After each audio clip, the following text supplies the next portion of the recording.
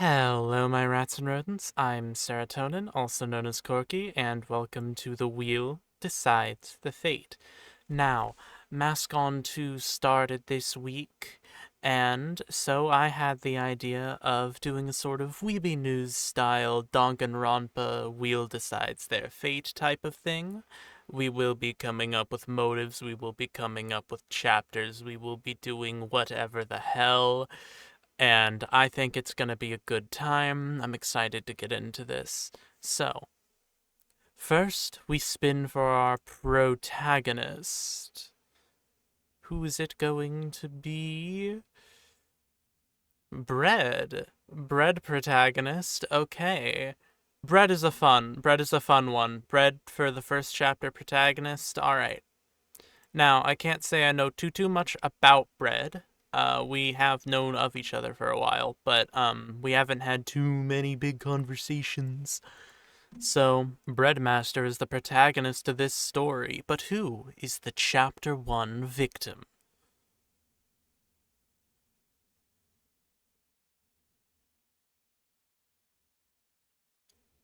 Oshine. Okay. Oshine is murdered first. Oshine is our first victim, so we can remove them from the list. And now we need to see who took down Oshine, who saw Oshine as the biggest threat and decided to kill them. Bryant? Oh my god. Chapter 1? Chapter 1 is when this happens? Okay. So how could this have possibly happened? So, this is a Danganronpa scenario. So, what I'm thinking is Oshine and Bryant, they sort of have a background together. They're teaming in the actual Mask On. So I'm thinking it could probably be something similar. I think Oshine and Bryant maybe Oshine tried to kill Bryant as like luring them in kind of thing, because Oshine did express that as something that they could probably do. Like, oh, Bryant would follow Oshine anywhere, but then Oshine tries to turn that around on Bryant and just fucking tries to kill them. But Bryant, oh no, Bryant turns it around. I don't know if there would be much of a motive. I don't really know what the motive of this chapter would be. What would get Oshine to kill Bryant instead of going for, like, literally anybody else to keep somebody on their side?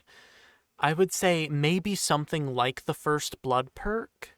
Oh, the first blood perk. You can kill, and we will, because like it's been shown that like you can bring someone back from the dead. Because like in Danganronpa V3, obviously you had the Necronomicon, and then you had Robot Nekamaru from Danganronpa 2. I'm gonna go ahead and guess that in this scenario, they are able to bring people back from the dead. So I'm thinking maybe this was a consensual thing from Oshine and Bryant. Maybe Oshine and Bryant, like, maybe it was agreed that Oshine would kill Bryant, but then Bryant got cold feet last minute and killed Oshine in self-defense. Even though it was sort of preordained. I think that's a good way to go about it. So this would also obviously entail that the whole, oh, if the killer gets away with it, everybody else dies and only the killer escapes. That would not be a thing with here, because that wouldn't fit with the motive. So I think this is a good one, but then obviously they figure out it was Brian. Who is our Chapter 2 victim?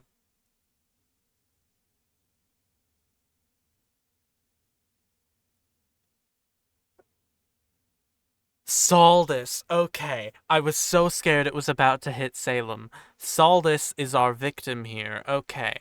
So, victim, Saldus. Saldus died. Saldus was the first killer in the original Mask On. So, it's a bit of a shame that Saldus has to go so early here as well. Who killed Saldus? Oh, Constellation killing Saldus fits so well. Okay. So, killer Constellation. Alright, so the motive here could probably be, I think maybe we can steal from your turn to die with this. I think we can have, like, winner percentages, because that does sort of align with Mascon lore. Uh, so motive winner percentages, they're shown the percent chance of every person winning. Maybe Constellation is lower, maybe Saldus is higher. And it's like Consti and Saldus, they're really good friends, and they're really good friends. They've known each other a while. And so and they do sort of have a bit of a rivalry type of thing going. So I'm thinking maybe Constellation decides to off Saldus for this, because they know that if Saldus could definitely kill them, so they're going to take Saldus first. I'm thinking maybe that's the way we go about this. Because I'm thinking maybe Saldus has, like, one of the highest win rates, because Saldus is really good at the game. And, like, Consti does it because Consti can play the emotional card. Consti is like, why would I take Saldus out this fast? Consti can be, like, giving crocodile, alligator tears, whatever it's called, fake tears, just being really sad about it as a way to try to cover it up. Alright, Chapter 3. Now, Chapter 3 means that we have 2 victims. So, who's the first victim of Chapter 3? Don't do that. Don't you do this. Oh my god. Okay, Bread is killed in Chapter 3. So, victim 1, Bread. This means that we need to switch to a new protag.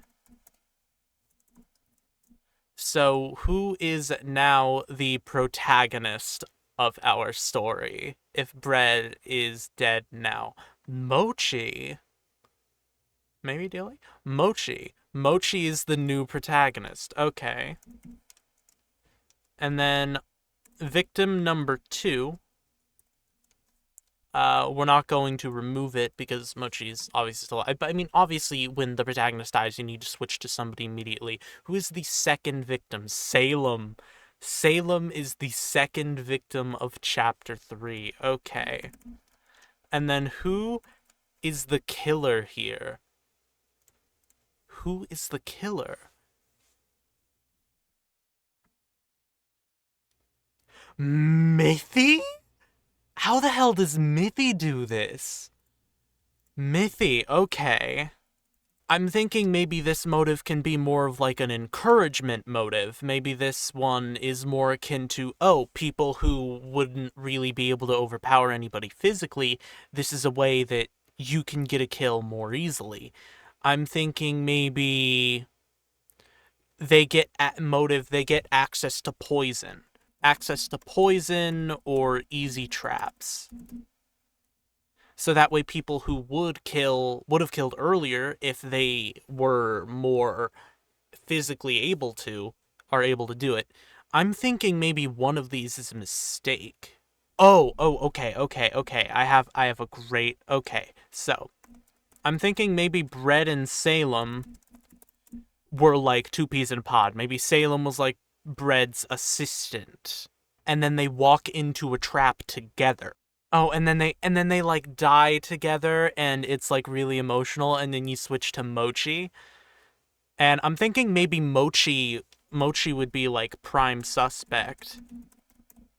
And so that whole time you're trying to prove that it wasn't you, until they find out it was Mithy. Alright. Chapter 4.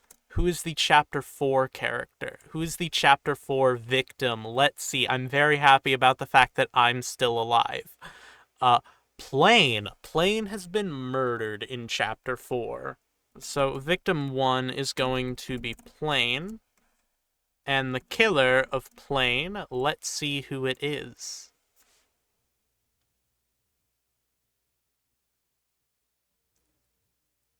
Candy Devil 98. Okay, I can see that. Alright, so what kind of motive do we have here? I'm thinking... So Candy is definitely the type of person who wouldn't really need a motive to kill, would probably just need, like, an opportunity, sort of similar to Mithy. But I don't think we can put, like, the introduction of easier weapons as a factor here. So I'm thinking maybe this has like nothing. Maybe the motive can act as a red herring here. Maybe the motive can be more in line with somebody else. So I'm thinking maybe the motive can be something really aligned with one of the other living people. Okay.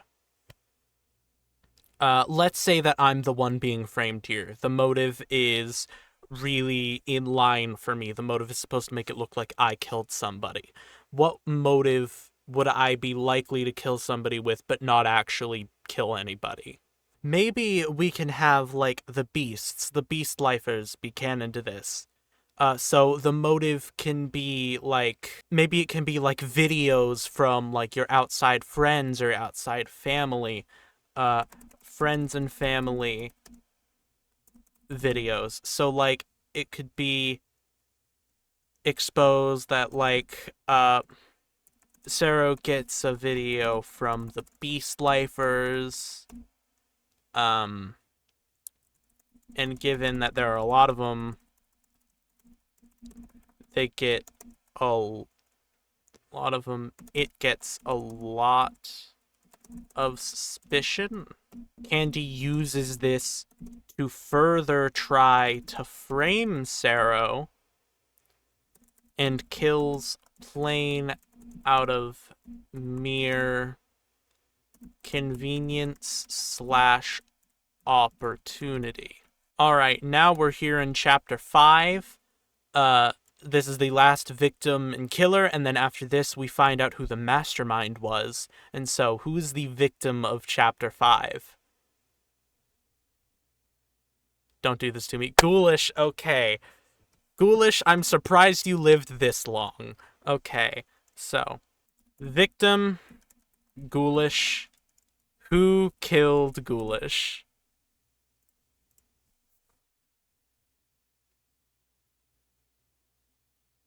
Frozen Phoenix. Okay. Now, I don't know too much about Frozen. I've never spoken to Frozen. So I think maybe the motive can be the classic Danganronpa 2 that nobody likes, starvation until a murder, because you're getting to the end game here. I think maybe Frozen and Ghoulish are, like, really nice. It could be really similar to what Gundam Tanaka and Nekomaru did. They dueled consensually to end the hunger. And Frozen didn't really hide it at all. And now we get to find out who was the mastermind and what happened in chapter 6. Who of these 5 is the mastermind? Oh my fucking god, you cannot do this to me. That looks scripted. That looks so fucking scripted. That looks too goddamn scripted. Okay. Serotonin Rat, I'm the mastermind, okay. Okay then, so what is the chapter 6 trial about? Trial is about... what could it be? Usually the 6th chapter is like a redo of a previous thing that happened in the first game, I think. And that definitely happened in the 3rd game. I don't remember what the 2nd game's chapter 6 trial started with. I don't remember that. So... Oh, okay. Maybe the chapter... Okay, so maybe the chapter is that chapter 3 is discovered to have been faulty. They redo the trial with new evidence. Don't know how the new evidence is found. And find that Sarah is actually the killer of chapter 3. Sarah is discovered to have been the mastermind and had Mithy framed because I think maybe Mithy had the highest survival. Oh no, Mithy had the lowest Mithy had a 0.0% survival rate, and Sarah wanted to make sure that the tests couldn't be deemed inaccurate. The 4 survivors of the Danganronpa Mascon Season 2 Wheel of Fate: Snow Mai, Mochi is Better, Dilliest of Willies, and Emma Fugel. I'm Serotonin Rat, thank you for watching.